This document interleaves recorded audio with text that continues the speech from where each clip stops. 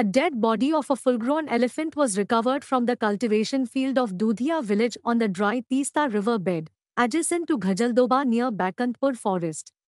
The body of the animal had multiple injury marks from electrocution probably caused by live electric wires illegally erected by the villagers to save their crops.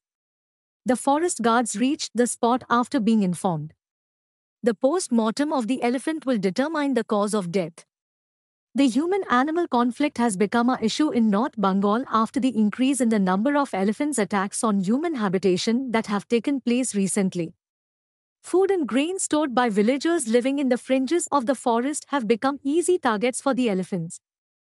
হঠাৎ করে যে একটা জঙ্গলি হাতি দেখা গেল সকালবেলা যে এখানে পড়ে আছে, এখন কি করে কি হয়েছে সেটা তো আর জানি না।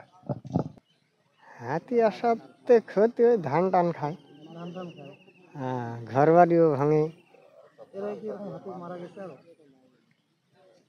এর আগে গেছিল তো আর ওইদিকে